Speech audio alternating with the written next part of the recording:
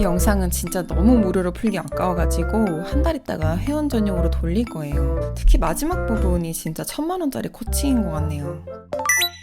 여러분이 어렵게 쇼핑몰을 만들어서 매출을 올리고 나면 모든 게 해결된 것 같지만 사실 더 큰 난관이 기다리고 있다는 사실을 기억하셔야 됩니다. 여러분처럼 온라인 판매를 준비하시는 분들 중에 매출이 발생하지 않아서 망하는 경우가 100명 중에 90명이라고 하면 매출이 발생하고 나서 이후 시나리오에 대비하고 있지 않아서 힘들어지거나 망하는 경우가 살아남은 10명 중에 8, 9은 됩니다. 정말 100명 중에 한두 명만 살아남을 수 있는 경쟁의 장에서 대응 능력이 좋으면 처음인데도 살아남을 수 있지만 대체로는 몇 번 해본 사람들만 살아남게 됩니다. 그 이유가 무엇일까요? 경험이 있는 사람들은 이렇게 나올 수밖에 없는, 있을 수밖에 없는 시나리오에 미리 대비를 해서 치고 빠지는 시기를 정확하게 알고 있기 때문입니다. 온라인 사업은 매출과 이익이 모두 극대화가 되는 시기가 있고 매출만 크고 이익이 감소되는 시기가 있으며 매출과 이익이 모두 감소하는 시기가 있습니다. 그래서 내가 뭔가를 만들어서 잘 팔게 되면 초창기에는 매출과 이익이 매우 크게 되는데 곧 그 매출이 급속도로 낮아지게 되는 과정도 필수적으로 겪게 됩니다. 상상이 잘 안 되시죠? 제가 이제부터 픽션 하나를 들려드릴 건데 이 픽션에 감정이입을 팍팍 하셔서 한번 들어보시면 이해가 되실 거예요.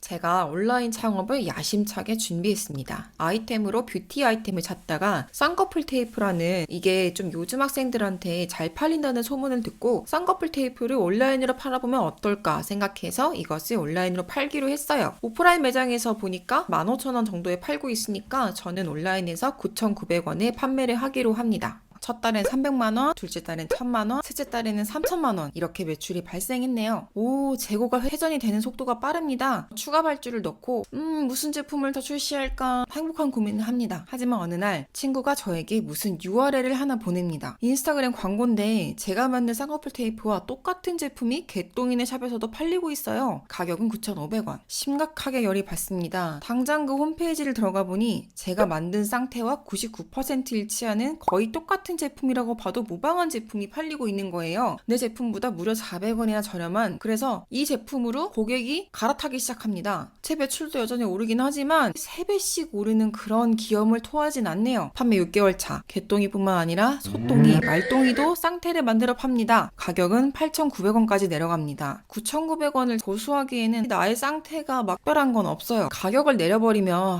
이거 치킨 게임 시작인데 생각해서 2+1 할인을 시작합니다. 저와 개똥이, 소똥이, 말똥이가 할인 경쟁을 하고 있긴 하지만 그래봤자 다들 작은 상점이니까 서로 경쟁하는 것이 큰 타격을 주는 상황은 아니었어요.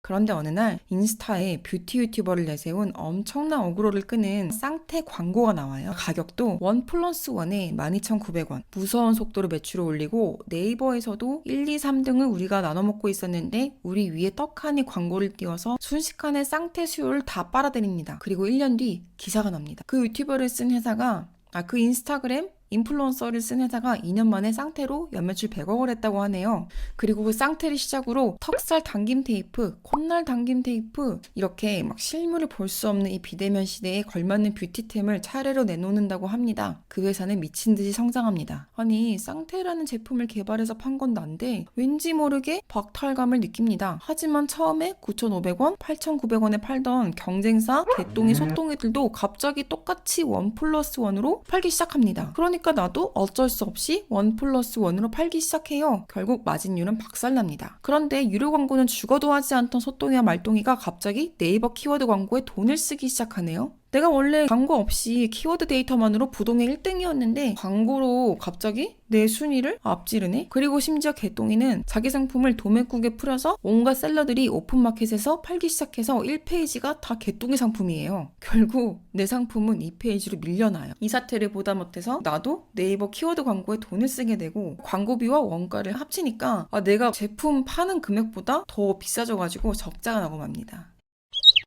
1년 차에 가장 좋았던 매출과 이익이 2년 차에는 조금 정체가 되더니 3년 차부터는 마이너스가 나기 시작합니다. 이거는 제 머릿속에서 방금 나온 픽션입니다. 여러분이 위탁 판매나 사입 판매를 하는 경우에는 해당이 안 되지만 뭔가를 만들어서 파시거나 아직 존재하지 않는 제품을 개발해서 파신다라고 하시는 경우에는 충분히 있을 수 있는 시나리오입니다. 이거는 아이디어를 뺏은 그 큰 회사가 상도덕이 없다라고 할 수는 있지만 사실 진입장벽이 낮은 아이템을 택한 초보 사업자가 필수를 겪게 되는 통과 의뢰 같은 것이라고 보면 됩니다.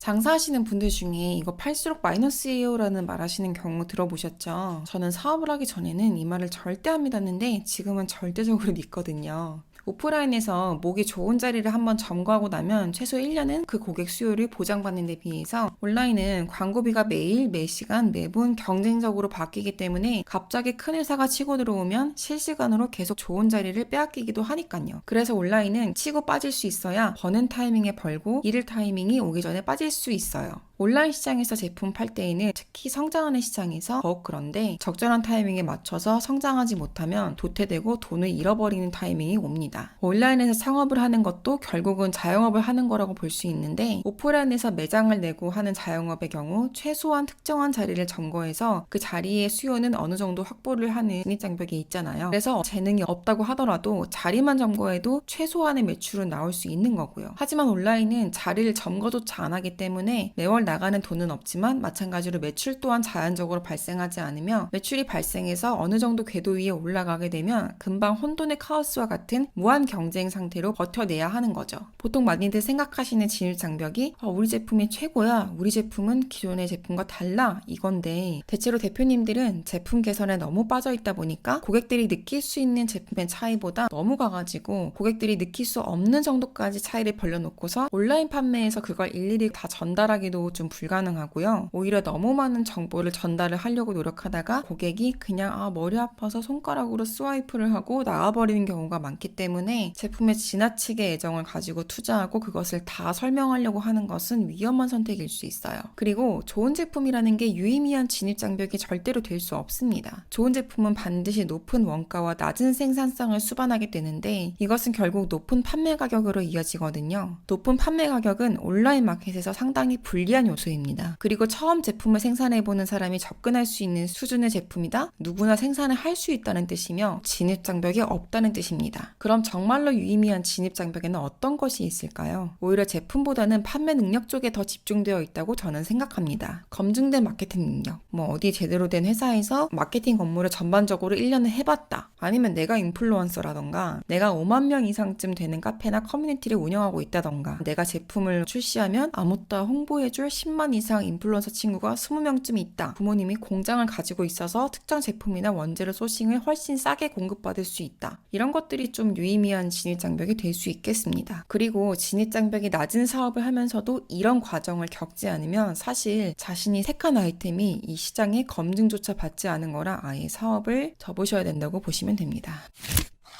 그럼 그 아까 쌍태 케이스에서 그 경쟁을 피해가려면 어떻게 해야 될까요? 저라면 이렇게 했을 것 같아요. 저라면 이제 처음에 쌍태를 판매하는 시점부터 한 달 정도 유료 광고를 태워봅니다. 각기 다른 랜딩 페이지로 유도를 시켜서 가장 많은 결제가 일어나는 가격존을 테스트를 해봅니다. 한 세트에 9,900원일지, 두 세트에 15,900원일지, 5세트에 39,900원일지, 그리고 광고 효율이 가장 좋으면서 이익이 가장 많이 남는 가격존을 살리고 나머지 가격대의 상세 페이지를 없앱니다. 그리고 여러 가지 10가지 정도의 광고 소재로 또 광고를 돌려 테스트를 해봅니다. 그 중에 가장 효과가 좋은 광고에 예산을 몰빵합니다. 이렇게 해서 첫 달에 바로 5천만 원 정도의 매출을 끌어냅니다. 경쟁자가 쌍태를 기획하고 만드는 시간은 어차피 같습니다. 생산하고 납품받고 물류창고에 넣기까지 석 달 정도 걸릴 건데 그 시간 동안 내가 벌어들일 매출과 이익을 최대로 끌어냅니다. 그리고 작은 경쟁자들이 시장에 들어오면 기다렸다는 듯이 경쟁자들의 키워드에 우리 광고를 걸고 사진 및 제품 디자인 강화를 통해서 경쟁자들보다 나은 제품이라는 인상을 강화합니다. 쌍태 시장이 커질 것이라는 예상이 들면 더 크고 강한 회사가 들어올 것이기 때문에 쌍태의 다음 아이템을 미리 준비합니다. 있습니다. 우리보다 더 훨씬 큰 회사가 시장에 들어올 것이 보이면 쌍태를 저렴한 가격에 빠르게 처분하고 이 시장에서 빠지고 넥스트 아이템으로 건너갑니다. 네, 제가 이 영상을 찍고 정말 이거 진짜 올려야 하나라고 정말 고민 많이 했습니다. 너무 많은 거 알려드리는 것 같아서 제 전략이 다 노출되는 것 같아서요. 여러분 이거 제가 언제까지 열고 있을지 모르겠어요. 빨리 보신 분들 얼른 메모하시고 반복 학습하세요.